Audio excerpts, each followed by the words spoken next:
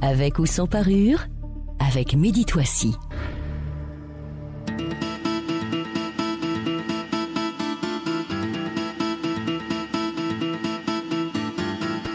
Bonjour, bienvenue amis auditeurs dans Avec ou sans parure, votre émission de débat d'idées sur Lux Radio. Vous nous écoutez à Casablanca sur le 99.2, à Rabat le 105.4. On y pensait, mais malgré cela, la nouvelle aura surpris plus d'un. Après 32 ans de politique de la chaise vide, à la suite de l'admission du Polisario au sein de ce qui était alors l'OUA, le roi Mohamed VI a officialisé dimanche dernier sa volonté de voir le Maroc réintégrer, je cite, sa place naturelle au sein de l'UA. Fin de citation. Alors pourquoi ce changement de cap ?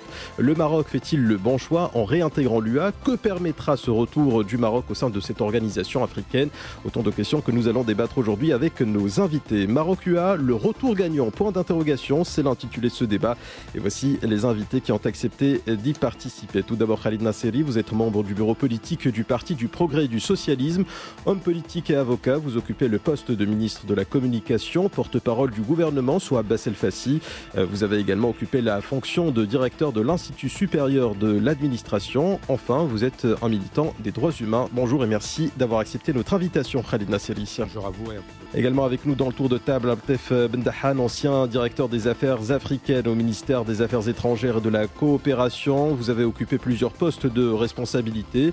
Vous étiez conseiller du ministre des Affaires étrangères ou encore conseiller au secrétariat général de l'Union du Maghreb arabe. Vous étiez également directeur des études et de la coordination sectorielle au sein du ministère des Affaires étrangères. Actuellement, vous êtes conseiller auprès de plusieurs chefs d'État africains. Bienvenue et également merci d'avoir accepté notre invitation au débat cet après-midi. Abdel Bendahan. Bonjour et bonjour à vos auditeurs.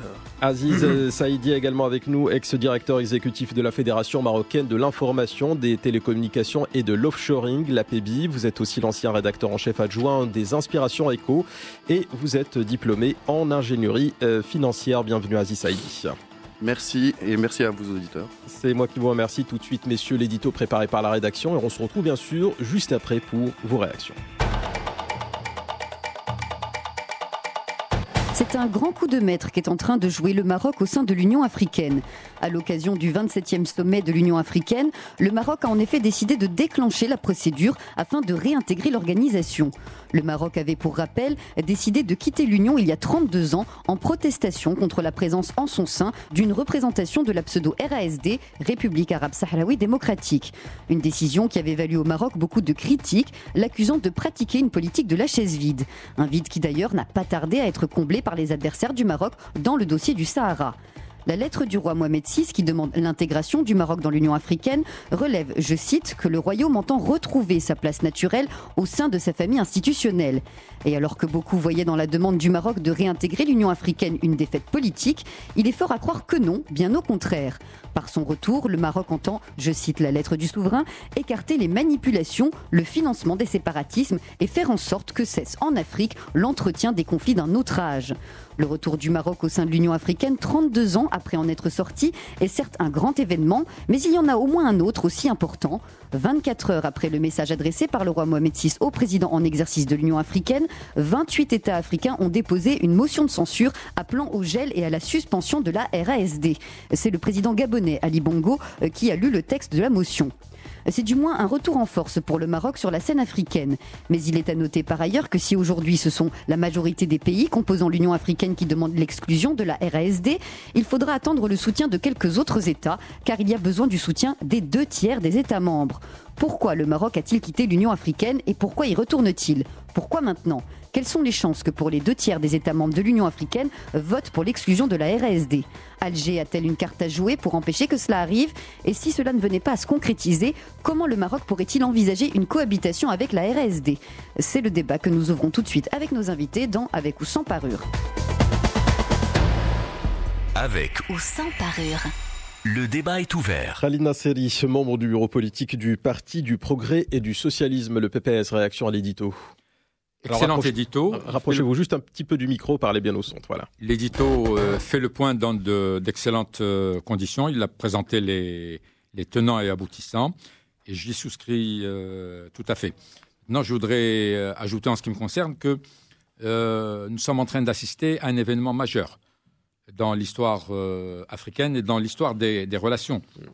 parfois confuse entre le Maroc et son environnement africain. La grande histoire est en train de prendre sa revanche sur la petite histoire. La petite histoire, c'était ce qui s'est passé en 1984. C'est pas racontable, c'était indigne d'une organisation continentale. Et le Maroc a C'était une fait réunion ce de qu'il fallait. tam-tam. Pardon ? C'était une réunion de tam-tam.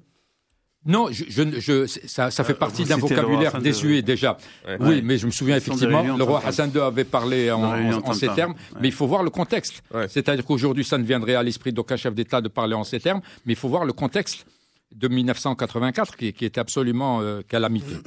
Et le second événement, le premier événement, donc, c'est le retour annoncé par le roi du Maroc à son environnement africain naturel. Et le second, c'est le processus de mise en œuvre qui s'est enclenché rapidement sans coup férir. 28 États qui demandent la suspension de la race, parce qu'il est évident, on n'a pas besoin de le rappeler, ça fait partie des ultra-évidences, que le Maroc ne saurait redevenir membre d'un aréopage africain au même titre qu'une entité sécessionniste qui n'a pas lieu d'être et qui est entrée par effraction, à savoir la pseudo-République arabe sahraoui démocratique. Donc, effectivement, comme vous a dit votre exposé introductif, c'était un grand coup de maître. Ouais. Alors, Aziz Saïdi, ex-directeur de l'APBI, par rapport à l'édito.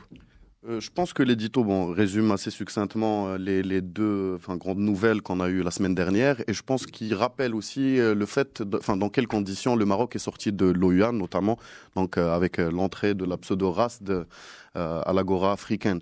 Maintenant, le retour du Maroc, qui a été annoncé par Sa Majesté via une lettre adressée aux chefs d'État réunis au Rwanda, ne peut se faire aussi sans une stratégie d'exclusion ou de gel de la race dans l'Union africaine.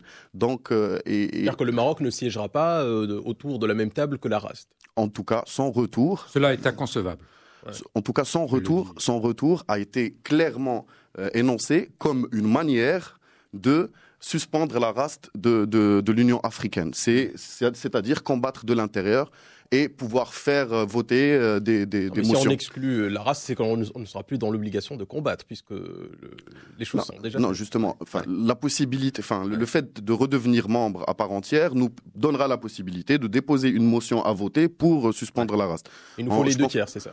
Absolument. On discutera ça, plus en détail parce que c'est la bataille légale. Parce que c'est une grande annonce certes, mais la bataille ne fait que commencer. C'est une bataille légale. Altef Bendahan, ancien directeur des affaires africaines au ministère des Affaires étrangères. Absolument. Ouais. Merci Mehdi. Moi, un problème de sémantique. Quand on dit réintégrer l'Union africaine, on ne réintègre pas l'Union africaine. C'est une adhésion nouvelle. C'est une nouvelle adhésion. Et il y a des membres fondateurs. Et il y a des textes. Maintenant, la lettre royale est très claire. La lettre royale, elle ne défend pas simplement les intérêts du Maroc.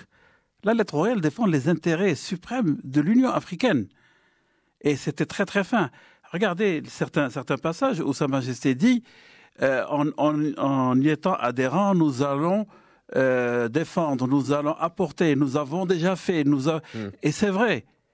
Ce n'est pas comme l'Union africaine d'aujourd'hui. Demain, l'Union africaine avec un Maroc à l'intérieur, ce n'est plus les 10 commissions, on aura certainement 2 ou 3 commissions, et notamment celle de paix et sécurité, où ceux qui l'ont occupée jusqu'à présent, et vous savez qui, n'ont absolument rien fait. Leur seul objectif, c'était de mettre les bâtons dans les roues du royaume. Mais ils ne sont pas arrivés. Maintenant... il faut quand même dire que cette organisation a gagné du galant. Pas du tout. On reviendra sur ce point. Madame Zouma, elle a gagné du galant parce qu'elle a une autre visibilité. Elle a arrangé son CV. Elle n'a absolument rien fait.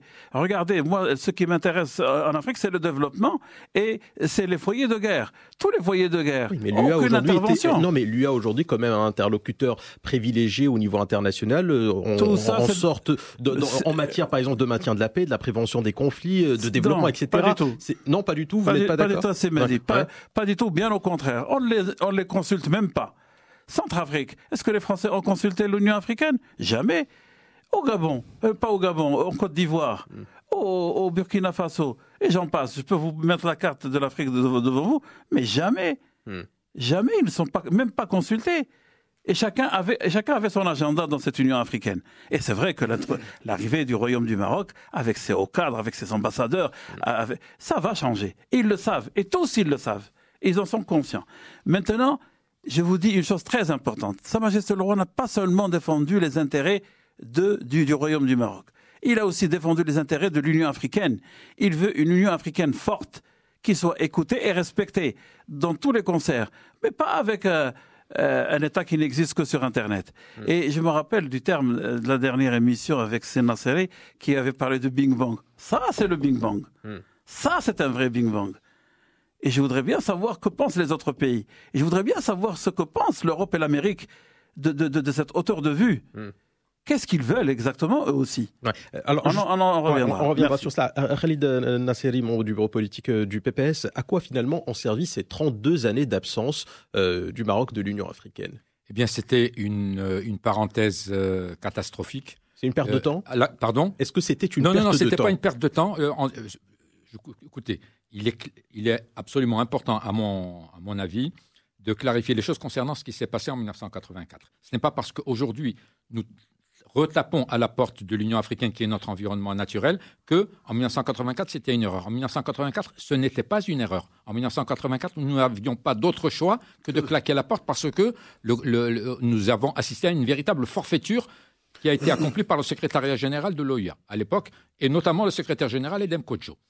Et faire entrer un pseudo-État qui n'a aucun des attributs de la souveraineté, qui n'a aucun des attributs qui permettent d'affirmer que c'est un État, et le faire engouffrer par les interstices des statuts de l'OUA pour en faire le 50e État de l'Organisation de l'Unité africaine contre un État fondateur, à savoir le Maroc, c'était pas quelque chose qui a grandi l'Afrique.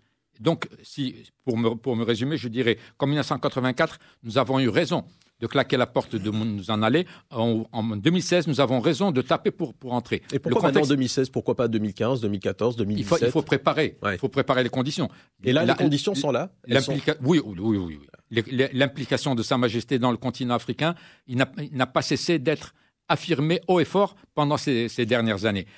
L'accueil qui est l'accueil populaire et officiel dont a bénéficié Sa Majesté le Roi lors de sa dernière tournée en Afrique de l'Ouest est absolument un événement majeur dans l'histoire de l'Afrique. On n'a jamais vu comment cette ferveur populaire à l'égard d'un chef d'État... Parce que personne avant lui ne l'a fait, tout simplement, et puis puisqu'il n'est pas venu les mains vides.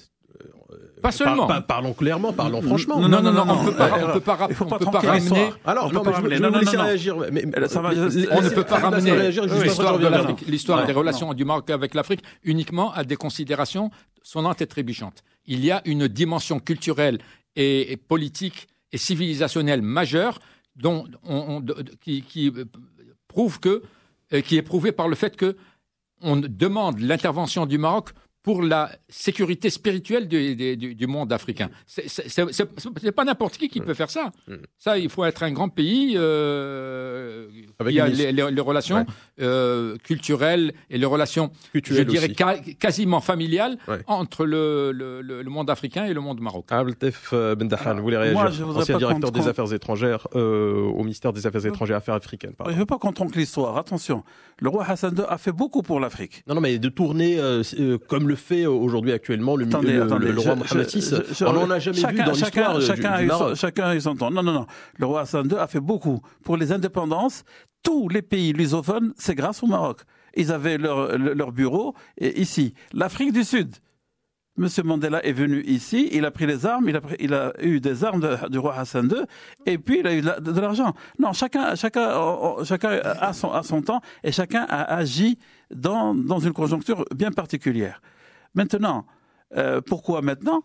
N'oubliez pas que plusieurs chefs d'État, amis, et même ceux qui ne sont pas amis, ceux qui sont loin, je peux vous en parler parce que j'ai sillonné le continent. Des pays comme le Botswana, comme le Malawi, comme le Mozambique, l'Ouganda, quand j'étais conseiller auprès de Blaise Compaoré, j'ai été le voir. Il m'a dit, je voudrais être ami de Mohamed VI. J'ai dit, oui, qu'à cela ne tienne, mais voilà, il y a des conditions. Il m'a dit, mais moi, je ne sais même pas ce que c'est que ça. Je ne sais même pas ce que c'est que ce Sahara occidental. Qu'est-ce que vous me racontez? Et plusieurs pays sont comme ça. Le Maroc a une aura, le Maroc est écouté, il est respecté à travers tout le continent. Donc, quelque part. Et aujourd'hui, quand vous nous dites que le président Compaoré, c'est ça, le président Compaoré vous dit, moi je ne suis même pas au courant. Non, c'est l'Ouganda. Celui de l'Ouganda, Museveni. Alors, quand le président ougandais, quand il vous dit effectivement, mais moi je ne sais même pas c'est quoi cette histoire de Sahara occidental, finalement, ça prouve que nous avons perdu du temps à ne pas être présents au sein de cette organisation qui s'appelle l'Union africaine. Écoutez, parce que même les présidents africains ne sont pas au courant de notre problème ou de notre première cause nationale. Ça confirme un petit peu cela. Non, le roi Mohamed VI, en venant au pouvoir, il a d'abord pris le temps de voir et de connaître, de savoir. Et vous avez bien vu qu'à chaque fois qu'il y a eu quelque chose, je reprends toujours le terme de Sénat, il y a eu des bing bang. Il ne faut pas dépasser les lignes rouges. Il y a pas mal de choses. On peut les noter. Aujourd'hui, pourquoi aujourd'hui? Parce que moi je vous dis, plusieurs chefs d'État, amis ou pas amis, ont demandé au roi du Maroc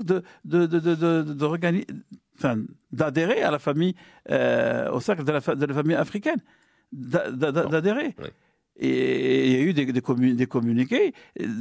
Moi, quand j'étais directeur, je me rappelle plusieurs fois, dans les communiqués, quand il y avait des visites, le chef d'État, le peuple, tout le monde demande à ce que le Maroc revienne à sa place. Et à ce moment-là, il est vrai qu'il y avait deux écoles. Il y avait une qui disait non, tant qu'ils sont là, nous on n'entre pas. Et puis il y avait une autre école qui disait non, il faut rentrer et les faire dégager de ça. Aziz Saïdi, ex-directeur de la PBI. J'adhère à la position de Maître Nasseri par rapport au fait de sortir de l'OUA en 1984. Il n'y avait pas d'autre décision à prendre parce que d'abord l'OUA avait perdu sa crédibilité en accédant à la demande d'adhésion de la pseudo-race fomentée bien sûr par l'Algérie. Il n'y avait pas d'autre position à prendre, donc c'était la bonne décision. Maintenant, avec le temps, on s'est rendu compte que la politique de la chaise vide nous était de plus en plus défavorable. Notamment, et je le précise, depuis le sommet d'Addis Abeba en 2013, où il y a commencé à avoir de l'intérieur même, que ce soit au niveau de la Commission de l'Union africaine ou que ce soit au niveau de la Commission paix et sécurité, il commençait à y avoir des initiatives pour nuire à la cause nationale. Donc, il fallait, à un moment donné, prendre acte et réagir ou agir proactivement pour pouvoir défendre la cause de l'intérieur même de l'agora africaine. Maintenant, est-ce que les conditions sont réunies aujourd'hui et pas hier ou pourquoi pas demain?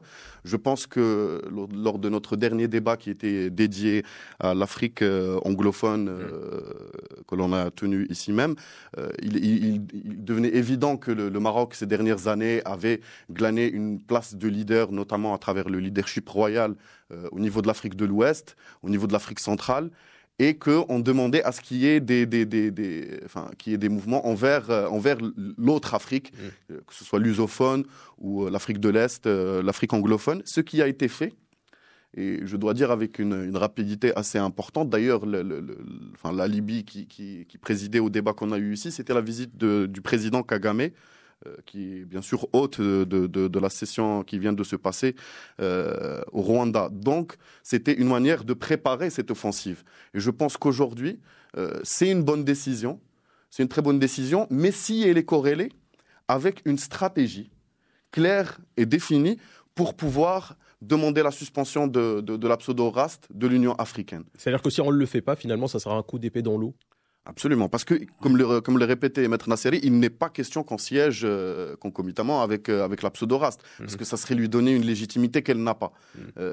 Donc, de toute façon, c'est un coup qui, je pense, a été bien réfléchi, et donc il y a une offensive. Preuve en est, le lendemain de la lettre royale, il y a une motion qui a été présentée par le président du Gabon, Ali Bongo. Ali Bongo, absolument, au président de la session actuelle qui est Idriss Déby, le président tchadien, pour demander non seulement l'adhésion du Maroc à l'Union africaine, mais aussi la suspension de la pseudo-race. Alors, Abdeltaheb Bentahal, est-ce qu'on peut, ancien directeur des affaires africaines au ministère des Affaires étrangères, est-ce qu'on peut parier sur le développement économique pour convaincre l'Union africaine de se débarrasser de la race face surtout aux mastodontes que sont l'Algérie, le Nigeria, l'Afrique du Sud, notamment? Les États et les présidents des États que vous connaissez à travers le continent, oui. Mais l'Union africaine en tant que telle, non. L'Union en tant que telle sert des intérêts personnels, des intérêts d'État. 2 étapes peut-être. L'Afrique du Sud par Mme Zuma, qui a arrangé son CV pour aller se présenter en Afrique du Sud. Qui a arrangé son CV grâce justement à ce passage par la présidence. Par la présidence. Oui. Vos auditeurs me comprendront. Oui. Et puis il y a l'Algérie, qui a pris la commission paix et sécurité simplement pour le Sahara. C'est tout. Et tout le reste, c'est de la perte de temps de l'Union africaine. Maintenant, l'Union africaine, l'OUA, non, elle n'a pas été discréditée. À ce moment-là, c'était les révolutions et tout ça. Bien au contraire, quand ils ont fait ce qu'ils ont fait, ils sont crus très intéressants. Ils ont cru qu'ils avaient réussi quelque chose d'extraordinaire. Mais en fait, ils s'étaient trompés. Maintenant, est-ce qu'on a perdu du temps? Non, car moi, je vous dis, ces 10 dernières années, ce qu'a fait le roi du Maroc en Afrique, je pense aucun chef d'État n'a pu le faire. Est-ce qu'on fait aussi des entreprises marocaines en Afrique? Si le roi ne l'avait pas fait, il ne serait pas parti. Et je vais vous dire une chose très importante. Plusieurs chefs d'État me disaient, le seul chef d'État qui venait chez nous, qui, après les officiels, il allait vers le peuple, c'est le roi Mohamed VI. Ça, les gens ne le disent pas, les télévisions ne le rapportent pas. Il sortait incognito, il allait dans les bazars, il allait voir les gens, il discutait avec les gens. Et il est très, très aimé. Il est très aimé à travers tout le continent. Même les pays qui n'ont pas été visités, comme vous dites, les pays lusophones lointains, les pays anglophones lointains. Leur seul rêve, c'est d'avoir des relations avec le Maroc.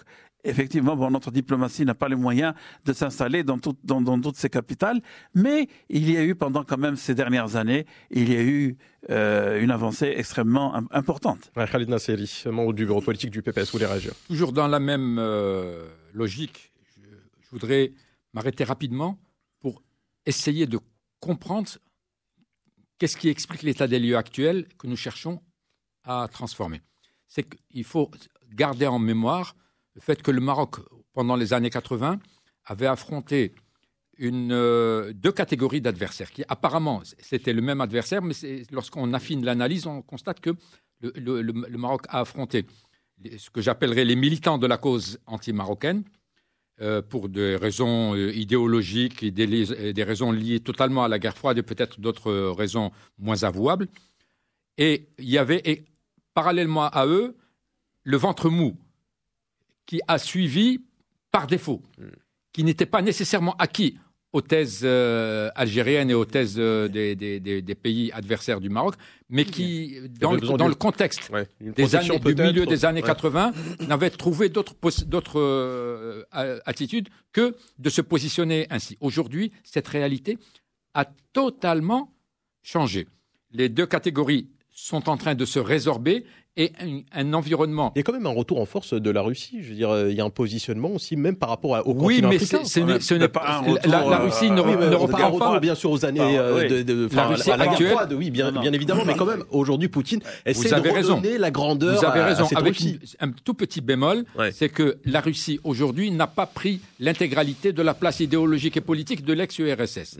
C'est tout à fait différent. Alors, c'est un acte d'intelligence politique de la part de Sa Majesté le Roi que d'avoir tiré les conclusions qui s'imposent en préparant. Cela s'est préparé avec beaucoup de doigté et beaucoup d'efficacité pendant un certain nombre d'années. Il ne faut pas oublier que ces dernières années, le Maroc était présent dans les coulisses des sommets de l'Union africaine. Ouais.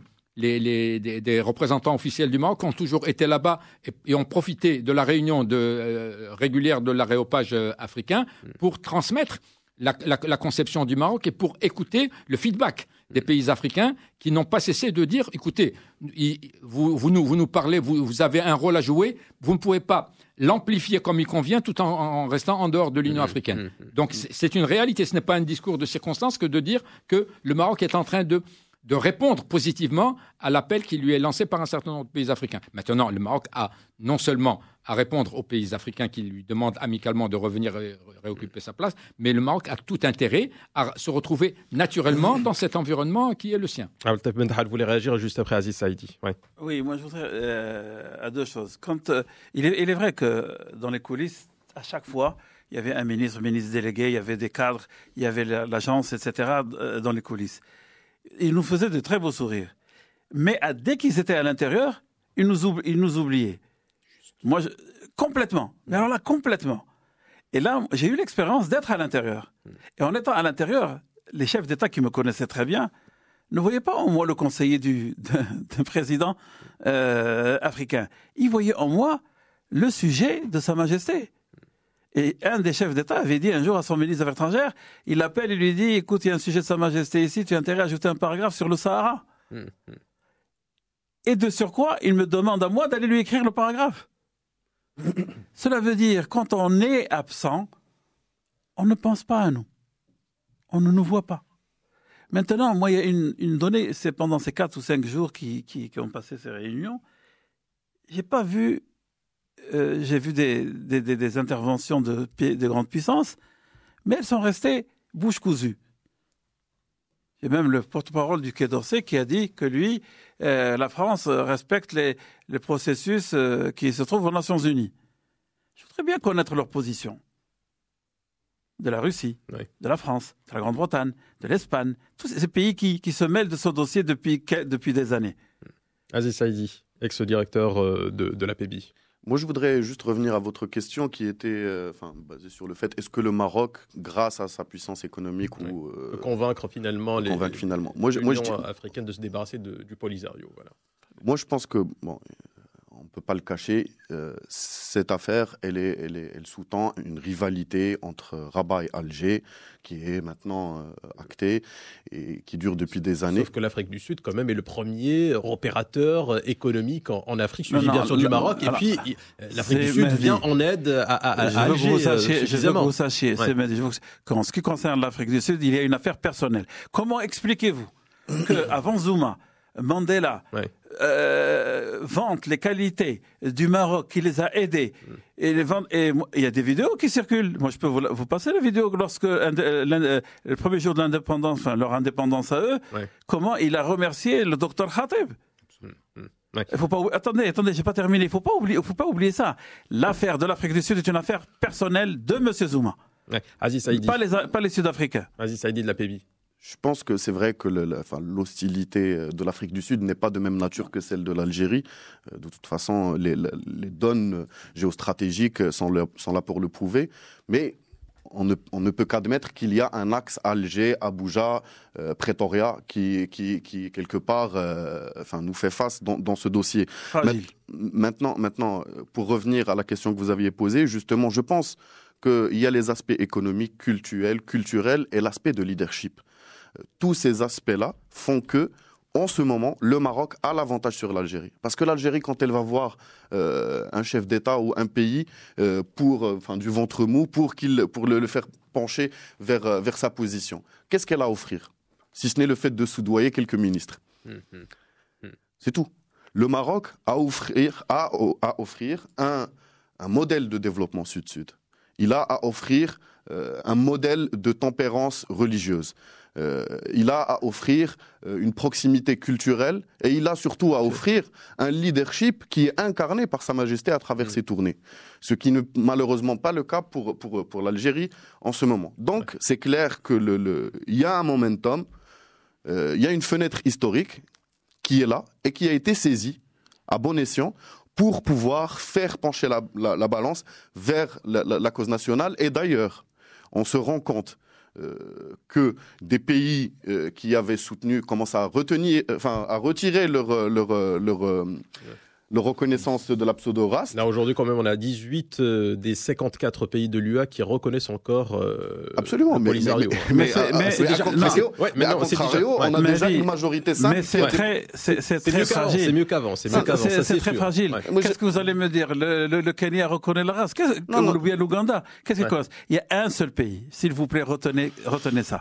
Il y a un seul pays qui sème la zizanie. Et ce pays, c'est l'Algérie. Et ce pays, contrairement à ce que l'on pense, Sa Majesté a dépêché des émissaires. Maintenant, on ne fait pas des choses à leur insu. On a été les voir. Et Sa Majesté n'a pas envoyé n'importe qui. Et en leur disant, écoutez, soyons raisonnables. Nos petits-enfants vont juger tout ça. C'est anormal ce que vous faites. Et Sa Majesté l'avait déjà fait avec Bouteflika, parce que le président Bouteflika était encore, avait toutes ses facultés, ses moyens. Il les a toujours pour moi, il les a toujours. Je ne vais pas taper sur quelqu'un, bien au contraire. Là, il s'est fait. Nous, on nous a éduqués comme ça dans notre royaume. On nous a éduqués comme ça. Là, il s'est fait. Et il lui avait dit, Sa Majesté, laissons ça de côté et travaillons le commerce. Nous deux, nous allons faire une force qui est à l'image de ce qui s'est passé au lendemain de la guerre entre la France et l'Allemagne. On a toujours tendu la main. On a toujours demandé le développement du continent. Et puis, comme le culturel, il y a l'investissement, il y a l'économique. Et puis, vous savez, une chose qui est très importante, c'est la formation. 6 000 boursiers africains au Maroc, même les anglophones et les lusophones, où l'agence les prend pendant 6 mois, elle leur donne des cours intensifs. Et une autre donnée que personne ne veut parler, c'est que le Maroc, c'est le Saint-Cyr de l'Afrique. La formation de militaires dans tous les domaines. Et il y en a énormément. Aziz Saïdi. Le Maroc, donc je disais, pour jusqu'au bout de mon idée, fait valoir ses atouts. Ils sont nombreux, notamment par rapport à la formation. Il y a aussi un signal fort qui a été envoyé avec la vague de régularisation des subsahariens vivant au Maroc. Il y a beaucoup de choses qui ont été faites. En face, qu'est-ce qui se passe ? Le Maroc, l'Algérie n'avait comme atout que l'atout financier.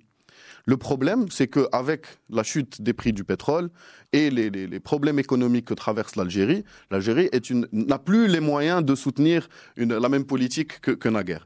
Ce qui fait que cette opportunité qui s'est présentée et qu'on saisit à juste titre, maintenant commence à avoir des fruits. On commence à voir des gens qui basculent petit à petit. Je tiens juste à signaler que parmi, par exemple, les 28 pays signataires de la motion, qui a été déposée par le président Bongo, il y a le Ghana qui reconnaît encore la race, mais qui est signataire de la motion. C'est dire que les lignes sont en train de bouger.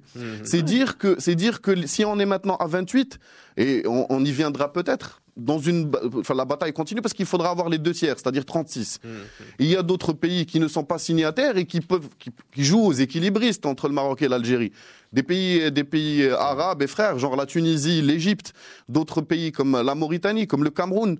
Le Kenya aussi, parce qu'il faut aussi signaler que le fait que le président Kagame soit hôte, il ne peut pas être impartial, donc.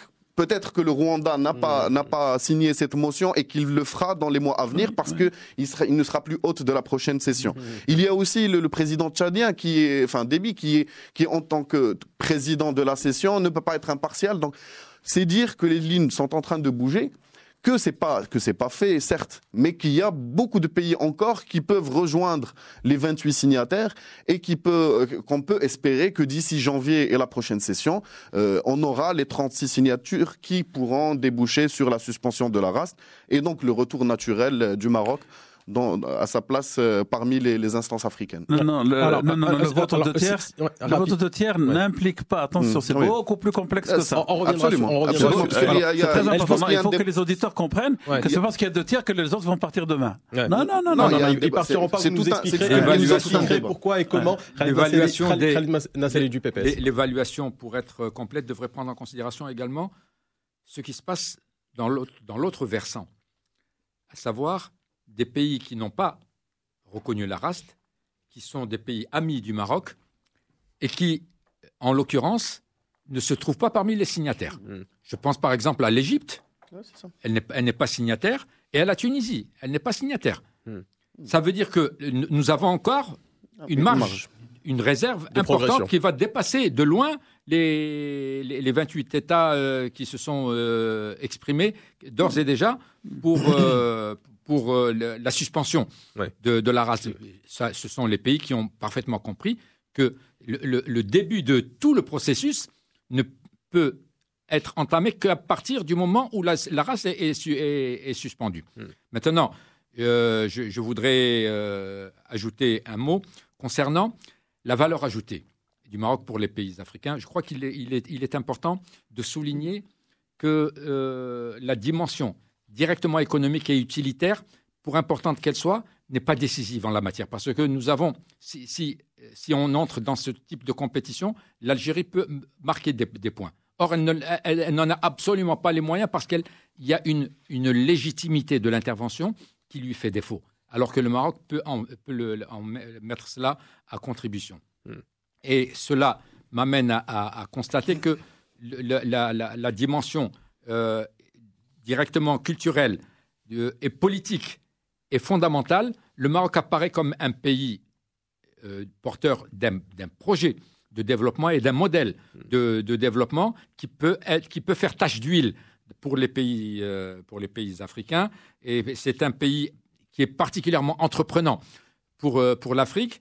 Et c'est un pays qui est particulièrement utile pour l'un des principaux défis, l'un des principaux challenges actuellement de l'Afrique, notamment dans la région sahélienne, celui de la lutte contre le terrorisme. Oui. Le Maroc a un certain savoir-faire, une certaine expertise en la matière, dont les autres pays européens, les pays africains et peut-être un certain nombre de pays européens également, sont demandeurs pour que le Maroc puisse s'impliquer encore davantage. C'est la raison pour laquelle moi je considère que nous ne sommes qu'au début d'un processus. Alors Abdeltef Bendahan, ancien directeur des affaires africaines au ministère des Affaires étrangères, elle vaut quoi concrètement cette motion? Aujourd'hui, nous sommes à 28 pays signataires. Le nombre est appelé à progresser. Vous avez cité, Khalid Nasseri, le cas de l'Égypte, le cas de la Tunisie qui pourrait joindre effectivement et d'autres pays qui pourraient se joindre à cet élan-là. Oui. Concrètement, aujourd'hui, qu'est-ce qui va faire ou pas, d'ailleurs, que la RAST sera éjectée, si je peux m'exprimer de la sorte, de l'Union africaine? Écoutez, ça va déclencher un processus. D'abord, ça va déclencher un processus à l'intérieur. Mais vous avez vu ce qui s'est passé hier et avant-hier à Kigali. Ils ne sont pas arrivés, soi-disant, de nommer le nouveau président de la commission. Elle en a encore pour 6 mois, Zouma. Pourquoi? Parce que ça a été combiné à la dernière minute. Ils ne vont pas me raconter qu'ils sont incapables d'avoir les 2 tiers sur un des individus qui se sont présentés. Ça, c'est l'Algérie qui a travaillé ça pour maintenir Mme Zouma là, pour contrecarrer cette initiative marocaine. Mais en quoi ça va contrecarrer l'initiative marocaine? Elle va gagner du temps, oui, gagner du temps, oui, mais est-ce que contrecarrer, c'est juste... Comme elle l'a fait, elle va refuser de la mettre à l'ordre du jour.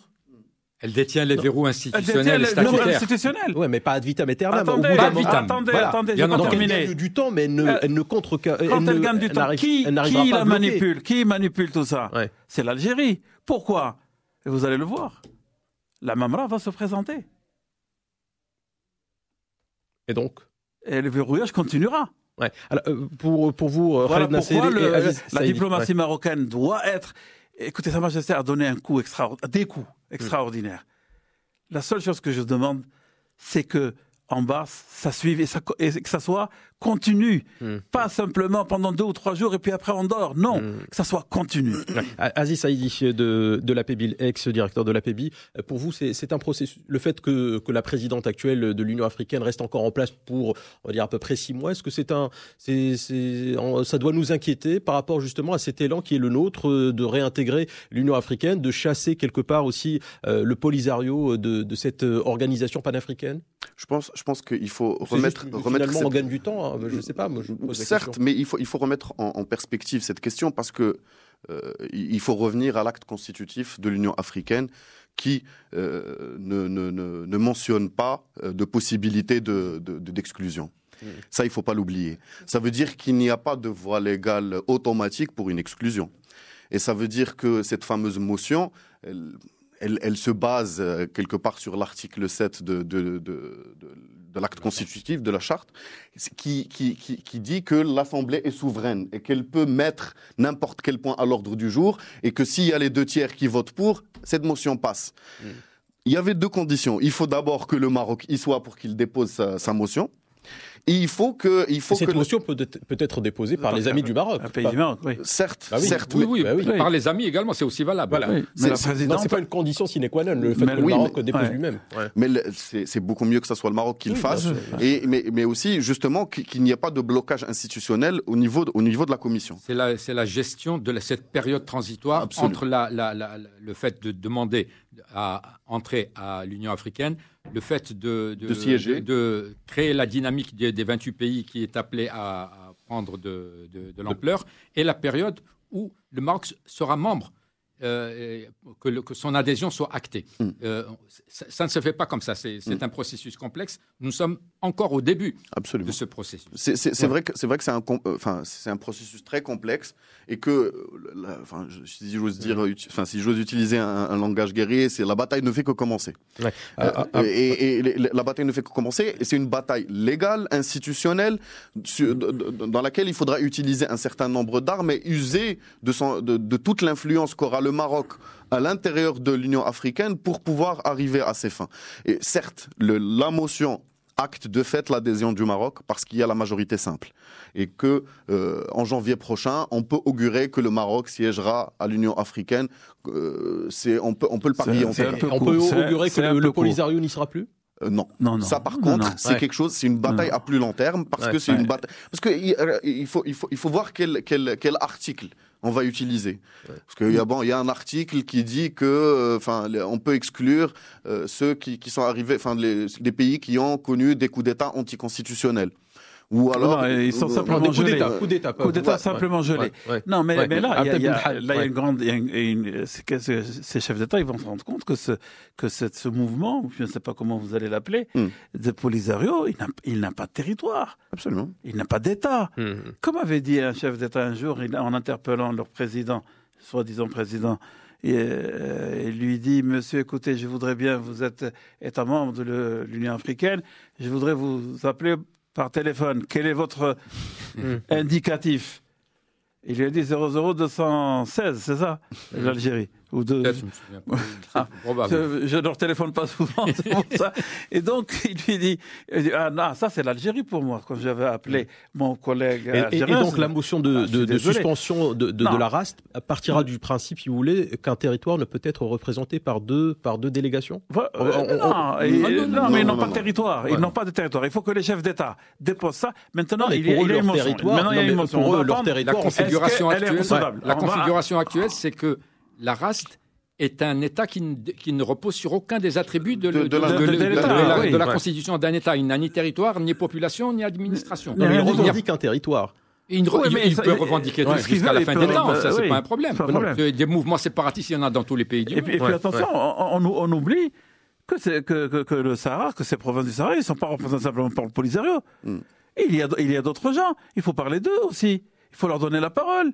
Il faut qu'ils aillent eux-mêmes défendre leur intérêt, ceux qui sont restés avec le royaume du Maroc.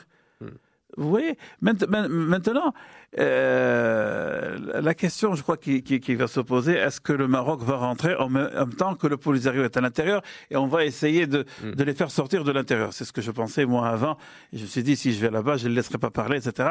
Et ça va être encore une division et la zizanie, parce que l'Algérie ne se laissera pas faire.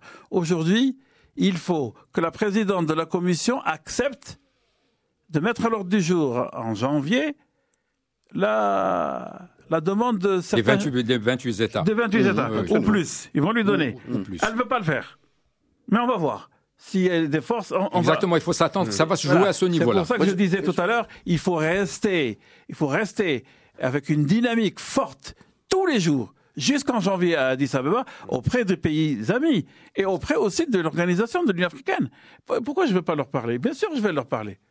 Rien ne m'interdit de leur parler. Vous voyez, rien ne m'interdit de leur parler. Voilà. Aziz Saïdi. J'aimerais juste rappeler qu'il y a deux éléments à forte symbolique qui transparaissent dans le discours ou dans la lettre de Sa Majesté. C'est le fait que le Maroc, en répondant, d'ailleurs, il ne tape pas à la porte, il répond à l'appel des pays amis, d'abord, et de deux, qu'il dit qu'il est là pour exclure ou pour suspendre la RAST. Ça veut dire que pour nous, et c'est une question de principe, si on revient... Non, mais ça, on le dit clairement, ou c'est ce qu'on a compris à travers... non, il a... Est-ce que le Maroc clairement... corriger une erreur historique? C'est une question importante. Est-ce que le Maroc a clairement demandé l'expulsion du Polisario? Ah oui, dans la lettre, c'est explicite. De facto, non, c'est pas explicite. Il dit, vous avez commis des erreurs, etc. Non, mais il parle Mais à aucun moment, il ne dit... Il parle de la pseudo-RAST. Il dit... Non, mais il ne demande pas. Il dit, est-ce que Sa Majesté demande l'exclusion immédiate et moi je... Non, il ne l'a pas fait comme ça. C'est pas de cette manière. Mais par contre, il parle d'erreur. Il dit qu'on est là pour justement réparer l'erreur historique. Il parle du fait que la pseudo-race ne jouit d'aucun des attributs d'un État. C'est-à-dire que implicitement, il a préparé toutes les conditions pour arriver à une conclusion unique, c'est que cette entité fantoche n'a rien à faire au milieu de l'Union africaine. Mais simplement sur l'Union africaine, justement, Khalid Nasseri, est-ce que ce n'est pas là une contradiction évidente avec la légalité et le droit international que d'avoir accepté le Polisario, comme l'a rappelé d'ailleurs la lettre royale, et en même temps, nous, on demande à être membre d'une organisation panafricaine qui n'est pas en accord Alors, avec le droit. Alors, vous dites le Polisario, vous voulez dire la race? La race. Oui. La race. Et c'est-à-dire qu'aujourd'hui, il y a une organisation qui n'est pas en conformité avec le droit international, et on veut y adhérer quand même. C'est quelque part un peu contradictoire. Non, mais la démarche, elle est éminemment politique. La démarche consiste à dire, écoutez, je ne veux pas trop revenir sur l'épisode de 1984, mais tout le monde a compris que la critique véhémente qui sous-tend le propos royal. Et il est évident qu'il dit, moi, en tant que roi d'un pays qui s'est fortement impliqué dans le contexte africain, je considère que ma place naturelle est de revenir à mon continent. D'ailleurs, il a dit, nous avons quitté l'OUA, nous n'avons pas quitté l'Afrique. C'est très important. Par conséquent, je dis juste que l'organisation, ou si vous voulez, l'Union africaine aujourd'hui ne respecte pas, n'est pas en conformité avec le droit international, puisqu'elle a accepté en son sein une organisation, donc la RASD, qui n'a pas de territoire, qui n'a pas les attributs d'un État, etc. Donc c'est en contradiction avec le droit international. Et pourtant, aujourd'hui, nous voulons intégrer une organisation qui ne respecte pas la réglementation ou la loi internationale. Je vais vous dire. Nous n'allons pas réprimander l'Union africaine parce qu'elle a subi la logique de 1984. C'est parce que ça s'insère dans un contexte, comme dirait, ça s'insère dans un contexte dépassé. C'est un contexte politique. C'était le foutoir. Je suis obsolète. Désolé, à ce moment-là. Mais aujourd'hui, nous voulons rentrer. Alors, qu'est-ce qu'il faut faire? Parce que l'Union africaine a commis l'erreur d'introduire par effraction la race de l'Union africaine ou son ancêtre l'OUA. Eh bien, à cause de cela, je vais punir le Maroc pour qu'il n'entre pas dans l'instance africaine. Non, c'est pas possible. Mais c'est un petit paradoxe quand même. Non. C'est un paradoxe. L'OUA, comme avait dit Hassan Delarhmo, c'était des réunions tam-tam. Ils faisaient ce qu'ils voulaient. Personne ne les écoutait de toutes les façons. C'était la guerre froide, c'était les indépendances, etc. Ils pouvaient faire ce qu'ils voulaient. Ils ont anticipé. Ils croyaient que le colonisateur c'était un Européen. Ils ne savaient même pas où se trouvait leur Sahara et tout ça. Et ils pensaient anticiper pour mettre le fait accompli. Et pour que pas leur Sahara, notre Sahara, mais bon. Là, je parle. Après, qui a repris ça et qui a voulu changer l'OUA et tout ça pour effacer l'histoire? C'est le plus grand bandit, c'est Monsieur Kadhafi. Et il a tout fait en catimini, il a tout fait tout seul avec de l'argent et tout ça. Il nous a même pas invités. Et il a dit à la race, vous êtes un membre fondateur sans État, sans rien du tout. Oui, c'est vrai qu'il y a une faute. Et tous les États africains, vous savez, en matière de droit, ils sont très très forts. Et ils le disent, oui, c'est vrai, c'est une erreur monumentale. Mais maintenant, on est en train de leur dire, écoutez, vous vous êtes trompés, il va falloir maintenant revoir ça. Mais la question qui suivrait éventuellement celle que j'ai posée il y a quelques minutes, c'est celle de savoir finalement, puisque c'est une inconformité ou non-conformité plutôt avec le droit international, finalement l'éviction de la race doit être facilitée, même si elle ne figure pas aujourd'hui. La lettre royale demande précisément de corriger cette erreur historique. Non, mais effectivement, c'est une réalité. Ça doit être facilité par cette non-conformité au niveau du droit international. Non, mais il faut corriger. Parce que tout à l'heure, Aziz Saïdi nous disait que c'était pas prévu d'éjecter un État de l'Union africaine. Oui, un État, mais là, ce n'est pas un État. Alors nous disons la même chose. Aziz Saïdi. Moi, je trouve qu'il n'y a pas de contradiction du moment que la couleur est affichée. On est là. on veut revenir à l'UE en répondant à l'appel des pays amis, mais on ne veut pas siéger avec la pseudo-race. Donc, mais ça, ce n'est pas exclu de siéger avec la pseudo-race. Justement, c'est écrit nulle part, ce n'est dit nulle part. Là, même si c'est pas dit nulle part, moi ce que je dis, c'est que même si on va siéger, ça ne peut être que tactique ou de la réelle politique. Ouais. Mais l'important est ailleurs, parce qu'il y a des enjeux encore plus importants. Dans l'acte constitutif de l'UA de 2002, il y a une clause qui explique que les frontières des pays membres sont celles sont intangibles, mais quelles sont-elles sur l'état où elles étaient lors de la décolonisation? C'est l'intangibilité des frontières coloniales. Ouais. Ça c'est une aberration qu'il faudra à un moment donné essayer de corriger, même si ça risque de créer beaucoup de problèmes dans d'autres États africains parce que il y a des problèmes de frontières. Je vais apporter de l'eau dans votre moulin.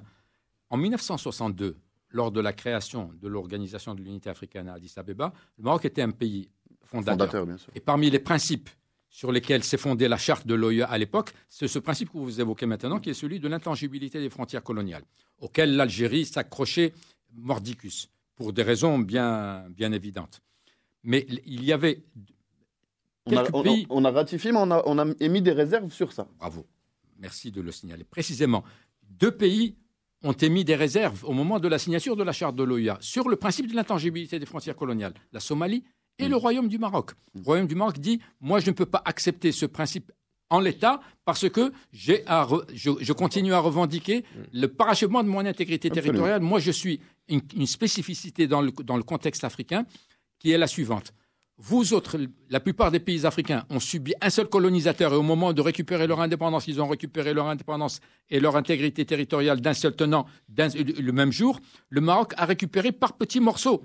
Il y avait la zone nord, il y avait Tanger, il y avait Ifni, il y avait Tarfaya, il y avait le Sahara. Alors, il y a eu la zone centre occupée par la France et nous avons...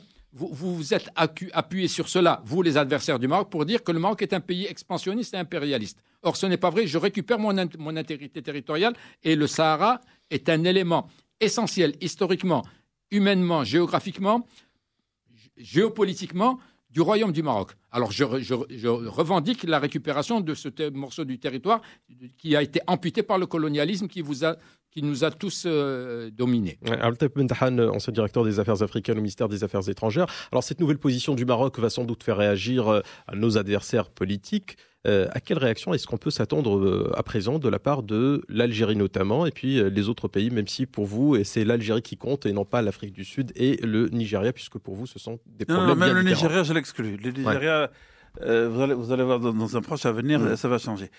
L'Algérie a déjà commencé. Au sein de l'Union africaine. Oui, à travers l'élément qu'on a soulevé tout à l'heure, mais aujourd'hui d'autres éléments effectivement qui pourraient entrer en ligne de compte. Ils vont faire leur tournée, ils vont essayer d'effacer tout ce qu'on a fait. Ils ne vont pas se croiser les bras. Ils vont pas se croiser les bras. Concrètement, ça se dessinerait comment tout ça? Comment ça va aboutir? Comment l'action va se décliner? Comme a dit notre ami Saïd, on est au début d'un combat idéologique, d'un combat... Idéologique pas idéologique, je dirais plutôt un combat diplomatique. Ouais. Un combat diplomatique à celui qui va gagner. Nous, c'est légitime ce que l'on demande. Et eux, qu'est-ce qu'ils demandent? Si ce n'est de semer la zizanie dans le continent. Ouais, mais c'est facile un petit peu. Bon, c'est un discours que l'on dit depuis des années. Mais concrètement, aujourd'hui, qu'est-ce qu'il va falloir mettre en avant? Qu'est-ce que nos partis politiques, par exemple, peuvent faire? Parce que sur cette question, on les a pas beaucoup écoutés d'ailleurs. Ça serait intéressant d'avoir la réaction du PPS. Oui. Ouais. Non, la réaction du PPS, je l'ai exprimée maintenant. Quelque part, vous avez été surpris. Est-ce que vous avez été surpris, Khalid? Non, par cette intégration, cette demande de réintégration ou d'adhésion? Non, nous n'avons pas été surpris. C'était, de toute évidence, c'était en préparation, c'était en maturation. Les tournées africaines de Sa Majesté le Roi n'étaient pas un acte gratuit. Et vous avez, par exemple, vous, au niveau du PPS, fait quelque chose pour demander à ce que, effectivement, on rejoigne ou on réintègre l'Union africaine? Mais nous n'avons jamais cessé de dire que il faut retourner dès lors que les conditions sont réunies. Là, tous les Marocains sont d'accord. Nous n'avons pas à apporter une spécificité particulière ou un discours particulier. Il y a une unanimité nationale parce que les données sont telles que toutes les composantes du champ politique national, institutions politiques, partis politiques, société civile, presse, tout le monde est à peu près d'accord sur la nécessité d'occuper la place qui est la nôtre et qui devrait être la nôtre dans le concert des nations africaines. Et nous sommes aujourd'hui, nous n'avons pas à faire de la surenchère dans un sens ou dans l'autre. Nous sommes d'accord avec la démarche de Sa Majesté. Sa Majesté était, lorsqu'il a signalé dans sa lettre à l'Union africaine pour dire que Sa Majesté s'exprime également au nom de la position formulée et exprimée par les forces vives de la nation. Il ne parle pas en son nom tout seul, il est le chef de l'État et il porte la parole très haut et d'une façon solennelle, mais Sa Majesté est confortée dans sa démarche par le fait qu'il s'appuie sur une unanimité nationale sans faille, une unanimité nationale qui est absolument extraordinaire et qui a été la clé de notre succès jusqu'à présent, ce dont l'Algérie ne peut pas se prévaloir. Quelle que soit la décision du roi sur le dossier du Sahara, de toutes les manières, tous les partis politiques et tous les Marocains vont se ranger justement derrière Sa Majesté pour porter par conviction, parce que bon voilà, c'est notre première cause nationale, il n'y a pas de problème là-dessus. Mais quand même, je veux dire, est-ce que vous n'avez pas l'impression que dans le processus justement de collaboration sur un dossier comme celui-ci, très important, est-ce que vous n'avez pas l'impression que les partis politiques n'ont pas été suffisamment associés ou ne se sont pas finalement associés eux-mêmes un peu à la chose, un peu plus que... Je prends la parole pendant 30 secondes pour vous dire un élément, je n'ai jamais dit en public, je vais le faire. Je me suis rendu à Pyongyang au nom du parti. Alors, ce n'est pas la porte à côté. Il fallait discuter avec les responsables nord-coréens. Pourquoi ? Parce que la Corée du Nord avait reconnu la RASD. Et j'ai abordé avec eux, au nom de mon parti, la nécessité de revoir les choses avec un peu plus d'objectivité et qui ne s'engage pas dans une démarche purement idéologique. Je crois que je n'ai pas perdu mon temps. Et le PPS n'a pas perdu son temps. Parce qu'on n'a pas entendu beaucoup parler la Corée du Nord sur le dossier du Sahara, alors que la plupart des pays à travers le monde, en Amérique latine, en Asie, en Afrique, qui se sont positionnés contre le Maroc pour conforter la thèse algérienne, l'ont fait pour des raisons idéologiques. La Corée du Nord également, à ce moment-là. Eh bien, je n'ai pas besoin de mettre en avant ce que fait le PPS à ce niveau-là. Nous le faisons également avec beaucoup de pays, avec beaucoup de partis en Europe, en Afrique et en Amérique latine. Non, mais sur cette question de l'Union africaine, c'est pas Pyongyang. D'accord. Mais c'était un exemple. Je vais vous répondre. Moi, je vous le dis tel que je le pense. Et peut-être que j'ai complètement tort, mais j'ai l'impression que quand même sur cette question de réintégration, le roi c'est un petit peu chargé du dossier au détriment peut-être le roi. J'ai regardé TF1 et France 2. Le roi commande du copier-coller. Non. Le roi est le maître d'œuvre de la politique étrangère. Entre le roi et le peuple, entre le roi et les partis, il y a un dialogue.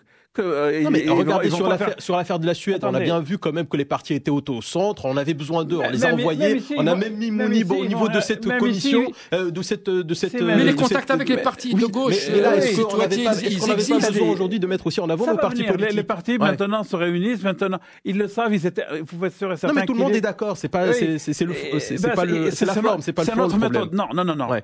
Moi j'ai horreur de faire du copier-coller. Mais c'est pas du copier-coller, je partage avec vous une idée. Vous êtes d'accord, vous n'êtes pas d'accord, c'est le débat. Et pourquoi le Parlement n'a pas été saisi et tout ça ? Le roi représente le peuple marocain. Le roi a ses conseillers. Il y a un bon chef d'orchestre. Il y a un bon chef d'orchestre, s'il vous plaît. Le roi a ses conseillers qui sont en contact avec les partis. Mais c'est pas le fond, c'est la forme. C'est la forme que je veux débattre avec vous. On n'est pas là pour faire de la forme, on n'est pas des stylistes. Là, on est pour des choses réelles. Et puis la forme ne compte pas. Pour vous, c'est le résultat. C'est le résultat. Voilà, exactement. Et je crois que le roi fait très très bien parfois de prendre des décisions. Il a la légitimité du peuple. Qu'est-ce que vous voulez de plus ? Alors, on n'est pas la France. Arrêtez. Et ça, je le vois partout, même à la télévision. Ils parlent comme s'ils étaient chez Non, soyons sérieux. On est au Maroc. Sur la question de la Suède, on a bien utilisé les partis politiques. Sur la question de l'Union africaine, est-ce qu'on a utilisé les partis politiques ? Pourquoi ? Chacun joue son rôle. Il n'avait pas rôle à jouer là sur la question de l'Union africaine, les partis? Si, mais ils vont le faire. Ah, ils vont le faire prochainement. Demain, après-demain. Monsieur Nasser, il est d'où? Il tombe pas d'un arbre. Il vient du PPS. C'est un parti quand même. Nous avons des relations. Nous avons des relations. Par exemple, pour prendre rapidement le cas de la Suède, vous pensez que les Suédois auraient reçu la délégation conduite par Nabila Mounib s'il n'y avait pas déjà un antécédent dans les relations? Mais le relationnel, il existe depuis toujours. Et lorsque nous nous adressons à des partis de gauche, ils nous écoutent. Il est évident que si c'est un parti de droite qui s'adresse à un parti de gauche, on n'accordera pas beaucoup de crédit à ce qu'il raconte. De même que si moi, en tant que parti de gauche, je vais m'adresser à un parti de droite avec mes propres arguments, peut-être que je ne me ferai pas comprendre. Chacun fait son boulot. Aziz Saïdi, ex-directeur de l'APB. Il n'y a nul doute que le roi est le chef d'État, qu'il a toute légitimité pour représenter. Là, il n'y a pas de débat là-dessus. Maintenant, c'est clair qu'on a besoin de toutes les forces vives du pays sur ce dossier. Est-ce que nos partis politiques ont été suffisamment utilisés dans ce cas justement présent de l'Union africaine? La lettre royale est un acte fondateur qui marque une inflexion majeure dans la diplomatie marocaine à destination de l'Afrique. D'où peut-être à la collégialité justement, il faut peut-être mettre un peu plus de monde dans le coup, non? De mettre tout le monde dans le coup, ça c'est clair que ça va se faire. Maintenant, moi j'aimerais juste dire que c'est un acte fondateur, c'est un point de départ. Et après ce point de départ, toutes les forces vives de la nation sont appelées à jouer leur rôle. Vous avez raison de dire que dans le cas de la Suède, le fait qu'il y ait une délégation conduite par Nabila Mounib, qui est une femme et qui est de gauche, a joué un rôle certain pour sensibiliser, des Suédois qui sont, à sensibilité, qui sont de la même sensibilité et qui portent haut les valeurs féministes ou autres. Donc, c'est clair qu'il faudra utiliser tous les canaux. Et là, je le dis, c'est même pas seulement les partis. C'est les partis. C'est les entreprises marocaines qui sont présentes dans 30 pays en Afrique. C'est tous les canaux culturels, tous ceux qui sont là. On a un rôle à jouer. Non pas un rôle direct dans le sens où personne ne va usurper le pouvoir pour dire c'est le PSU qui a gagné la bataille de la Suède et ça sera le PPS qui a gagné la bataille de Pyongyang et machin. On est tous là, on est tous ensemble fixés sur un même objectif. Et ce qui est important, c'est que tout le monde aille dans le même sens. Maintenant, quel est le travail qu'on demande aux partis et même aux citoyens et même aux entreprises? C'est juste de partager la vision du Maroc et la conviction que l'on a, puisque c'est par conviction. C'est pas quelque chose qu'on nous a imposé, c'est notre conviction, donc il faut juste la partager. Parce que la partager, ça contribue à sensibiliser, et sensibiliser, ça contribue à augmenter l'influence du Maroc dans son giron africain, donc ça facilitera, pas directement, parce que les arcanes de l'Union africaine sont autrement plus j'allais dire pernicieuses, mais en tout cas, je me contenterai de dire plus complexes que juste un problème d'influence ou de vision. Il y aura des embûches légalistes, mais il faudra que les partis, que la société civile, que les entreprises marocaines jouent leur rôle à plein et qu'ils sensibilisent tous leurs partenaires en Afrique pour soutenir la position marocaine sur ce dossier. Ben Dahal, ancien directeur des Affaires africaines au ministère des Affaires étrangères. Ce qui est en train de se passer ne doit pas vous choquer. Vous êtes peut-être jeune. Moi, je me rappelle très très bien. Et c'est aussi lorsque nous avions des problèmes avec l'Union européenne et que au Parlement européen, c'était les partis de gauche qui nous embêtaient. Je n'allais pas leur envoyer quelqu'un du RNI. Ou bien du mouvement mais ça, c'est normal. Non, on envoyait un Nasseré, on envoyait un Ouelelo, on envoyait un Liazré, etc. Parce qu'ils parlent le même langage. Et là aussi, certainement, je peux vous c'est normal, ça se fait partout. C'est Nasseré, écoutez, il a réagi instantanément. Ça veut dire que ça a été travaillé chez eux, pas d'aujourd'hui, même d'hier ou d'avant-hier. Et il vous a répondu sur toutes les questions que vous vouliez. Et il était quand même d'un parti historique, un parti respecté dans le royaume. Moi, ce dont j'ai peur aujourd'hui, à quelques minutes, c'est que on a déclenché quelque chose d'extraordinaire. Le Big Bang, comme disait Nasser. Décidément, cette formule succès ça, c'est un vrai Big Bang. La dernière fois, non, c'était pas c'était un retard de nomination, et puis j'ai divisé 60 par 14, vous avez vu, en 4 ans, il n'avait nommé personne. C'est Mzouar. Et maintenant, ce qui me fait peur, moi, aujourd'hui, c'est le suivi. Et le suivi, ces 6 mois vont être longs. Et on va avoir des barrières. Madame Zouma est encore là. Celui qui viendra après, vous allez voir, il sera peut-être. Mais on verra. Alors sur la question du suivi, le rôle peut-être des partis politiques aussi. Est-ce que là on peut les mettre au centre? Les partis politiques aujourd'hui sont occupés par leurs élections. Oui, pour les élections. Mais quand même, c'est quand même la première cause nationale. Il y a un ministère. Ça ne m'empêche pas de mais dormir. les partis ne se sont pas lavé les mains de la question du Sahara. Justement, parce qu'ils vont travailler tous, sans exception. Abdel Ben Dahan nous dit non, de toute façon, ils sont occupés à justement gérer les élections. Actuellement, ils sont capables de faire deux choses en même temps. Il y a un ministère. Ils sont capables de marcher en marchant en chewing-gum. Il y a un ministère. Il y a un ministère, le ministère des Affaires étrangères, je peux vous assurer. Comme des soldats, ils sont debout, et aujourd'hui, nous avons la chance d'avoir Nasser Bourreta, qui est le ministre délégué et qui assure la continuité un petit peu historique et d'action dans ce ministère. Ça me rassure un peu. Mais je le dirai, je ne cesserai de le dire, restons mobilisés, comme aujourd'hui, derrière Sa Majesté, pour faire avancer ce processus. Ouais, alors la mobilisation, justement, dont parlait Abdel Ben Dahan, restons mobilisés. Hein, c'est ce qu'il nous disait. Aujourd'hui, vous sentez la mobilisation comment, celle des Marocains, Khalid Nasseri? Elle est multiforme. Non, mais elle s'est exprimée comment depuis dimanche dernier? La mobilisation des Marocains. Non, les Marocains, elle va s'exprimer de plusieurs manières. Il n'y a pas de recette de cuisine préétablie en la matière. Ce que je constate, c'est que il y a un suivi passionné et passionnant de la part de l'opinion publique. Le comportement de la presse, des sites électroniques, tout cela est révélateur que le Marocain, le citoyen marocain, celui qui mérite d'être qualifié de citoyen, le fait dans une implication totale. Et ce qui est certain, c'est que si on a besoin d'une mobilisation du peuple marocain pour qu'il descende dans la rue. Ça, c'est déjà vu. On l'a vu dans les exemples historiques au cours des dernières années. Je ne me fais pas de soucis. Le Marocain est attaché de manière atavique à la question de l'intégrité territoriale. Il peut être en désaccord sur toutes les questions. Questions d'ordre sociétal, d'ordre culturel, d'ordre spirituel, tout cela. Mais sur la question du Sahara, c'est du patouche. Et ça, je pense que c'est un des éléments de force essentiels et nos adversaires le savent très bien.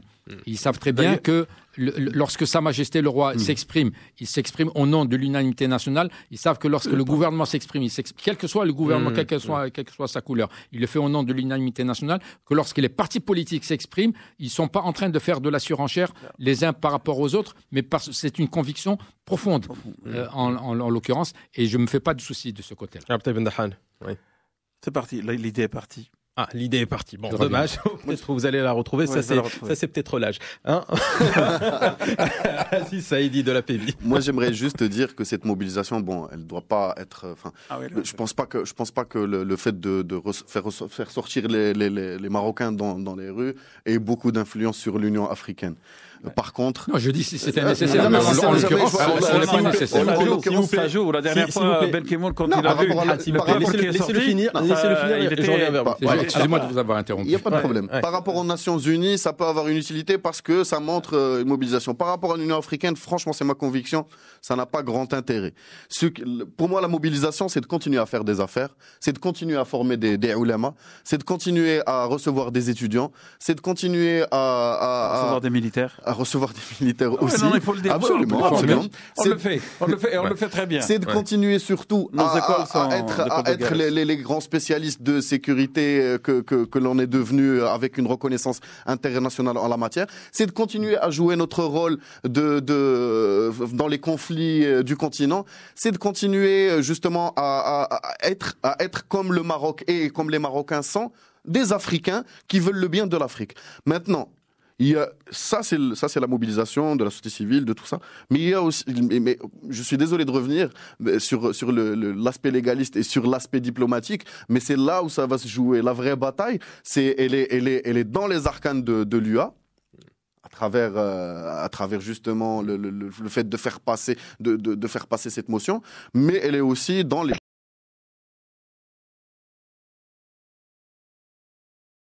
patrimoine spirituel marocain. Comment finalement patrimonialiser ces objets, ces idées qui sont justement menacés par les wahhabistes. Je veux dire, c'est pas un hasard si les wahhabistes s'en prennent aux saints, aux manuscrits, aux familles maraboutiques, comme on l'a vu à Tombouctou, les Berabesh et les Kunta notamment, c'est-à-dire tout ce qui constitue l'armada spirituelle, l'armada intellectuelle justement de cette spiritualité marocaine. Et donc, la question se pose de comment patrimonialiser tout ça. C'est-à-dire, parce que la patrimonialisation a ses risques, on le sait, on peut vider par exemple les zaouïas et ramener tous les manuscrits à Rabat, je ne pense pas que ce soit la solution, exactement comme la question de faire venir tous les imams du Sahel à Rabat ou à Fès n'est pas une solution.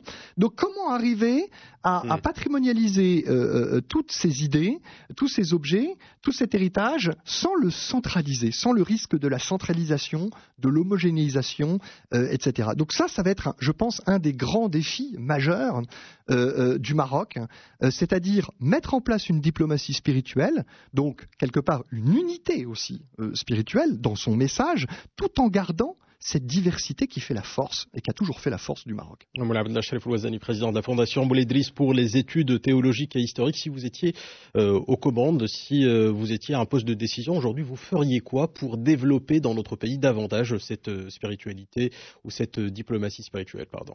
Alors, vous parlez de notre pays ou vous parlez dans de notre pays, si vous étiez à un poste de décision, vous auriez fait quoi pour développer cette diplomatie spirituelle? Non, je corrige. La diplomatie, on l'a fait à l'extérieur, on l'a fait à l'étranger. Vous l'avez fait, bien sûr. Ah, donc vous parlez de l'étranger. À partir du Maroc. Ah bah oui, à partir du Maroc, sur l'ensemble du monde islamique, et pas seulement, sur aussi le monde occidental.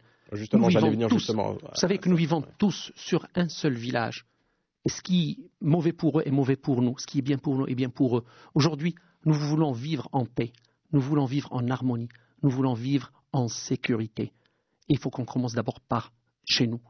Si on appure, si on nettoie, si on fait un travail de fond chez nous. Alors un travail de fond chez nous, ça commence par quoi pour vous? L'enseignement, la sensibilisation, l'immunisation, l'information. Et si j'ai parlé tout à l'heure de la formation, de la sensibilisation des médias et des fondations... Quand vous voyez par exemple le niveau d'éducation, le niveau d'enseignement au Maroc, est-ce que on voit qu'on essaie de réformer depuis des années, sans pour autant, il me semble, parvenir à un résultat extraordinaire. Et quand même, on est déjà allé en Afrique pour essayer de mettre en place ce dont on parle depuis tout à l'heure, ces diplomaties spirituelles et autres. Est-ce qu'on n'a pas raté ou est-ce qu'on n'a pas zappé une étape? Excusez-moi du terme. Non, la réforme du champ religieux au Maroc a démarré depuis longtemps, particulièrement en 2003. Après les événements de Casablanca, il y a eu une prise de conscience, il y a eu une décision royale très forte, très puissante, et il y a eu un démarrage d'une réforme totale du champ religieux, et ce qui est excellent. Bien sûr, moi je ne suis pas encore satisfait des résultats. Je pense que la vitesse doit augmenter un petit peu, la structuration doit être beaucoup plus importante, mais c'est déjà sur la bonne voie. Et on a commencé à travailler sur l'extérieur parce que le problème nous vient aussi de l'extérieur. Quand on corrige à l'extérieur, on se prémunit à l'intérieur. Ce que je voulais dire, tout à l'heure, on a parlé de tous les livres qui déstructurent le dogme wahhabite qui existe et que la majorité des gens ne connaissent pas. Vous-même, vous avez dit que vous ne les connaissez pas, alors qu'ils existent. Alors qu'on les enseigne, nous, chez nous. Vous savez que le livre dont on a parlé de Sulayman ibn Abdul Wahhab, As-Sawa'iq al-Ilahiyya, à chaque fois qu'il est édité et qu'il nous arrive dans le salon du livre à Casablanca, il y a des gens qui viennent l'acheter en entier pour le faire disparaître, pour qu'il ne sorte pas. Et on le réédite immédiatement après, et on le distribue, et on le fait tourner. Mais malheureusement, il tourne justement sur une élite, sur un ensemble de personnes qui sont déjà sensibles à la problématique et qui sont capables de le lire, de le comprendre et de le mettre en pratique. Moi, je parle de la masse. Aujourd'hui, si on a des gens qui vont en Irak, qui vont en Syrie pour soi-disant faire du djihad, c'est la petite gens. C'est les gens moyens, c'est les gens des quartiers périphériques, c'est les gens des campagnes qui sont aujourd'hui induits en erreur. Et c'est à ce niveau-là aujourd'hui qu'on doit travailler. Il ne faut pas qu'on travaille seulement chez les intellectuels, il ne faut pas qu'on travaille seulement dans les universités. Non, il faut qu'on aille aujourd'hui plus bas dans la société. C'est les petites gens aujourd'hui qui sont traînés dans la boue et qui sont induits en erreur et qui malheureusement partent aujourd'hui pour se faire tuer pas pour faire du djihad, parce que le djihad, c'est beaucoup plus différent que ça. Alors, la différence, justement, peut-être pour expliquer à nos auditeurs davantage, quand on voit par exemple un pays qui est envahi par une puissance occidentale, est-ce que finalement, il n'y a pas de légitimité à dire qu'on va faire du djihad au nom de, par exemple, la Palestine? Quelqu'un aujourd'hui qui partira en Palestine pour faire selon lui en tout cas, du djihad, pour vous c'est du djihad ou c'est de l'inconscience? D'abord, la Palestine n'a pas besoin, les Palestiniens n'ont pas besoin de gens qui viennent de l'extérieur. Ils sont capables de le faire eux-mêmes. Ils ont besoin de soutien moral, financier et d'armement. Ils n'ont pas besoin. Aujourd'hui, on peut régler beaucoup de problèmes par la diplomatie. On peut régler beaucoup de problèmes par le dialogue. Il n'y a pas que l'armement. L'armement ou la guerre doit rester l'ultime solution, la dernière solution à adopter. Parce que personne ne gagne dans une guerre. Tout le monde perd à la fin. Vous avez récemment signé un article, Abdallah Sherif El-Ouazzani, sur justement la possibilité de trouver une solution juste et durable pour, en tout cas concernant le problème du Sahara marocain. Et vous avez dit que la diplomatie spirituelle pouvait aider en cela.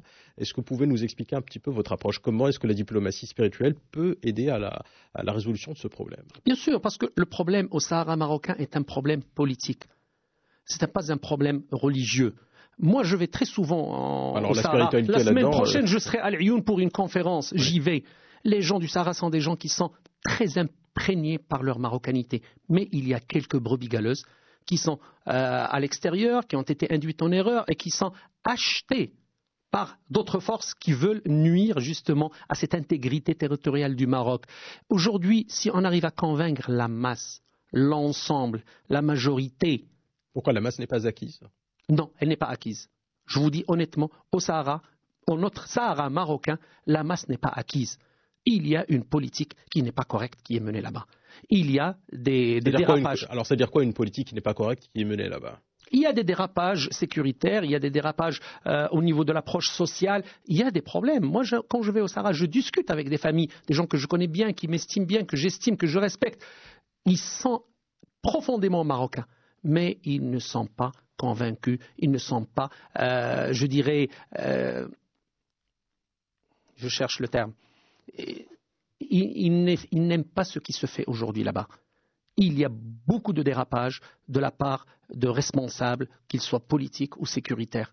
Je pense que le dossier du Sahara doit être repris différemment. Et la diplomatie spirituelle là-dedans?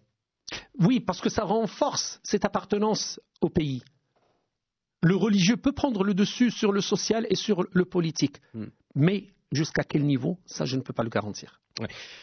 Romain Simnel, ethnologue et anthropologue, et juste après Rachid Belbah, enseignant-chercheur, vous voulez réagir, allez-y. Oui, juste à propos de la diplomatie spirituelle au Sahara. Il faut savoir une chose, moi je l'ai écrit dernièrement dans le livre de Bojador à Boujdour. On a fait avec Mourtada Kalemi une grande carte avec l'emplacement des différents saints. On a vraiment travaillé sur les saints donc du Sahara et on s'est vraiment rendu compte qu'il y a quelque chose qui est très très fort, je veux dire, au Sahara, c'est que la plupart des tribus sahariennes ont comme ancêtre fondateur un saint. Ce qui n'est pas forcément le cas. Enfin, je veux dire, c'est un phénomène qui est encore plus présent là-bas. Et ces saints sont tous des soufis. Donc, il suffit de donner cet argument, c'est-à-dire de dire que toutes les tribus s'affilient à un saint soufi pour se rendre compte de la portée que peut avoir la diplomatie spirituelle au Sahara. C'est-à-dire que là, on joue la carte justement du soufisme, de la spiritualité, des liens justement soufis que ces chefs de tribus ont eu avec, je ne vais pas tous vous les citer, mais qui ont eu avec d'autres saints du nord du Maroc, etc. Et donc on voit bien la relation au niveau de la sainteté, au niveau de la spiritualité. Par ailleurs, je voulais revenir sur cette question de savoir s'il y a des populations finalement qui sont plus faibles que d'autres par rapport à la question du wahhabisme, par rapport à l'embrigadement djihadiste. Je crois qu'aujourd'hui on pourrait faire une cartographie en fait du Maroc avec des régions qui sont plus touchées par la question du djihadisme, de l'embrigadement, etc. que d'autres. Et si on fait cette carte, on va très rapidement se rendre compte qu'il y a des régions au Maroc, notamment dans le Maroc rural, qui ont été laminées, je dois dire, par notamment les groupes salafistes, etc., qui ont interdit notamment de nombreux rituels. On peut parler par exemple du Moussem de Sidi Chamarouch dans le Haut-Atlas, qui a été interdit condamné par les salafistes.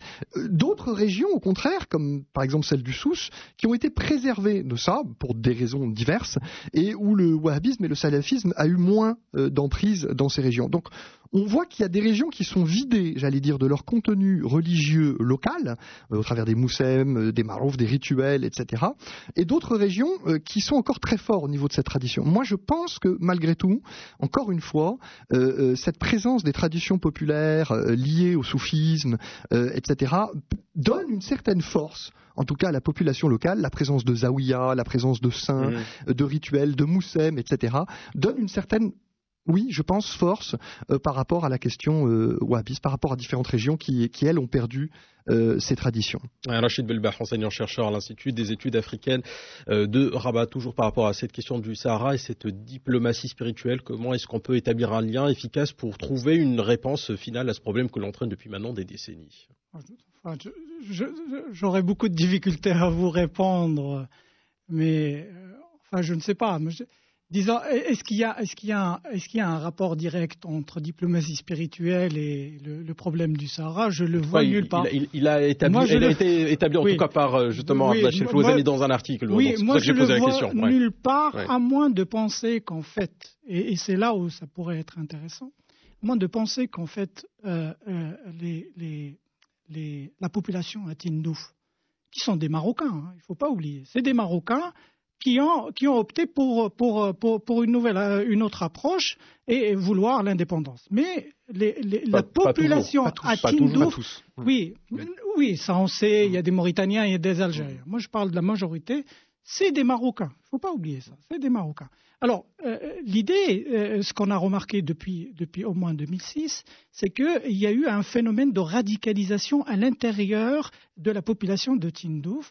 Et bien sûr, les différentes succursales djihadistes actives dans la région du Sahel, AQMI, Mujao et d'autres, ils ont recruté. Et donc, du coup, il y a eu des formations comme, par exemple, Morabitoun Joudoud ou d'autres, et qui ont recruté des jeunes de Tindouf. C'est là où il y a le danger et c'est là où le Maroc peut intervenir et dire que, en fait, ça peut être une solution pour empêcher que la jeunesse de Tindouf soit radicalisée. Je voudrais juste revenir, mais si vous voulez, peut-être après, nuancer par rapport à ce que j'appellerais la ruralisation du djihadisme ou de l'extrémisme religieux. Je voudrais nuancer. Moi, d'après mes recherches, je considère que le djihadisme est un phénomène citadin. Oui, tout à fait. Il n'est pas rural.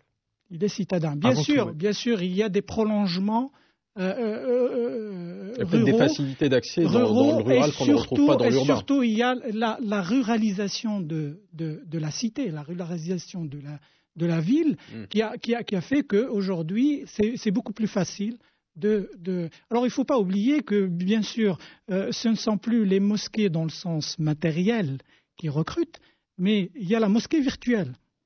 C'est-à-dire que le recrutement, il passe beaucoup plus par Internet, par. Alors, ça, c'est en parlant de mosquée virtuelle, aujourd'hui, je suis en train, depuis quelques mois, une année, je travaille énormément sur le fondement doctrinal du djihadisme et en même temps sur les modes de communication de l'organisation État islamique. Et bien sûr, alors ce qui est intéressant de voir, c'est que on dit qu'on va déradicaliser, qu'on va combattre le radicalisme et l'extrémisme, mais faites un essai tout simple. Rentrez et essayez de googler n'importe quel concept. Je vous donnerai 3 exemples sur lesquels on devrait peut-être réfléchir. L'apostasie, Rida, Jihad et Al-Wala ou Al-Bara. Moi, j'accorde beaucoup plus d'importance à Al-Wala ou Al-Bara que le Jihad, qui est plus ou moins transversal. Mais Al-Wala ou Al-Bara pose d'énormes problèmes. Alors, on prend ces trois concepts et on essaye de googler. On arrive dans la circularité de l'enseignement salafiste. Wahhabite, si vous voulez, comme vous voulez. Mais on arrive à la circularité de l'enseignement salafiste et chaque fois que vous cliquez, vous allez tomber sur le même enseignement. C'est-à-dire qu'à travers tout un travail sur une vingtaine d'années, aujourd'hui, l'unique enseignement qu'on retrouve sur le net, c'est celui du salafisme. Et on voudrait combattre la résilience de cette idée sans penser à qu'un jeune de 14 ans, de 15 ans, de 16 ans ou de 24 ans, quand il a besoin d'informations, il ne va pas à la mosquée, il ne lit pas les livres. Les livres bon papier, il google. Et il tombe, il y a une forme de circularité. Et c'est là où il y a le danger. Alors, comment parvenir à concurrencer cet enseignement sur le net? Alors, comment parvenir à offrir, c'est-à-dire techniquement, quand un jeune il clique, il tombe sur un autre enseignement que celui du salafisme. Quand il clique sur Ar-Ridda, il trouve un autre enseignement. C'est là où il y a le véritable enjeu. C'est là où les États devraient intervenir. Alors, je terminerai sur ça, si vous m'accordez une minute. Allez. Tout à l'heure, vous parliez de... Est-ce que quelque part on peut combattre le... Oui, je suis tout à fait d'accord avec vous, M. Louazani, c'est qu'on ne peut combattre la résilience de l'idée djihadiste que par et à travers l'enseignement et l'idée, et pas la force. Ça ne suffit pas. Le plan sécuritaire est important, mais il ne suffit pas. On peut faire la guerre aux djihadistes, mais tant que l'idée est là, elle va se réincarner. Ouais. Il y aura d'autres groupes et ainsi de suite. Le danger, c'est que d'un côté, on a par exemple l'État islamique qui est un groupement militaire, qui a créé un État et il a une armée. Et on veut répondre. Aussi, hein. Et d'ailleurs, on répond par les armes. Mais en même temps, il y a l'idée d'imiter le modèle de l'État islamique et d'envoyer ce qu'on appelle les patriotes. Non, mais justement, à Lux Radio, on parle pas d'État islamique, on les appelle Daesh. Peut-être aussi il y a un combat à mener à ce niveau-là, au niveau des définitions. C'est peut-être un premier pas aussi. Est-ce que se donner à Daesh le nom d'État islamique, c'est déjà légitimer le fait que ça soit un État? Je suis un chercheur. Pour moi, c'est l'organisation de l'État islamique. Et donc, souvent, on m'a reproché pourquoi je ne parle pas de terrorisme, pourquoi, comme si je les défends. Non, j'essaye de mettre en lumière le triptyque, la pensée, l'action et la communication. Pour nous, en tant que chercheurs, c'est ça. Et sur la base de notre recherche, le décideur pensera à mettre en place la stratégie. Moi, ce qui m'inquiète, c'est qu'après que différents États commencent à envoyer ce que j'appellerais les patriotes, qui ne sont pas des militaires. Oh, mais autant que chercheur, vous avez aussi un idéal, c'est celui d'une vie paisible. Et donc, à partir de là, quand vous appelez Daesh, l'État islamique, vous légitimez peut-être quelque part le fait... L'organisation État islamique. Bon. L'organisation. Ouais. Donc, non, mais je suis précis. C'est une organisation, j'essaye de voir comment cette organisation elle fonctionne. C'est une organisation djihadiste et j'essaye de voir d'abord le socle doctrinal, le rapport à l'action, la dialectique à l'action et la communication. Moi, ce qui m'inquiéterait, c'est que demain, si on ne prête pas attention à l'importance de la concurrence au niveau des idées, pour pouvoir les combattre, c'est par les idées, c'est par la concurrence des idées et par des propositions concrètes en termes d'idées. Voilà. Donc, je voulais parler de privatisation de la guerre, mais bon. Moi, Moulay Abdallah Cherif Louazani, président de la Fondation Moulay Idriss pour les études théologiques et historiques, vous voulez réagir? Alors, je réagis à 2 points. D'abord, vous avez parlé tout à l'heure de mon article sur la diplomatie spirituelle dans la défense de l'intégrité territoriale du Maroc. Je n'ai pas parlé de ces diplomaties spirituelles à l'intérieur du Sahara marocain, mais c'est au niveau des autres pays africains qui aujourd'hui s'oppose à notre intégrité. Vous savez que notre ennemi aujourd'hui va prêcher sa parole et défendre la thèse selon laquelle c'est un peuple qui est opprimé et qui doit recouvrir son intégrité et son indépendance. C'est au niveau de ces pays-là qu'on doit aussi nous-mêmes défendre notre thèse. Et c'est des pays avec lesquels nous avons justement des liens spirituels où on peut faire valoir cette diplomatie spirituelle pour les ramener. Vous savez que le Maroc a quitté l'Union africaine depuis très longtemps. Et c'est au niveau de cette instance aujourd'hui que se trament énormément de choses à l'encontre de notre intégrité. C'était donc une erreur de quitter l'OIA. Ça on laisse à l'histoire de le dire. Mais personnellement, je pense que la politique de la chaise vide n'est pas positive et n'est pas bonne. Il faut rester et défendre de l'intérieur. Peu importe, l'essentiel, aujourd'hui, on assume notre choix. On a fait un choix, on l'assume et on agit en conséquence. Notre diplomatie spirituelle doit agir à ce niveau-là, au niveau de ces pays-là, et aller prêcher notre thèse, la défendre pour qu'on les ait avec nous et pas contre nous. Deuxième point sur lequel je voulais réagir, c'est Rachid a parlé de cette ruralisation et de là où partent les djihadistes. Je maintiens que c'est surtout dans les quartiers périphériques. Quand j'ai dit ruralisation, je parle des quartiers périphériques et des grands bidonvilles. Je peux vous donner un exemple. Statistiquement, on a un bidonville dans la région de Kinitra qui s'appelle Sid Taibi,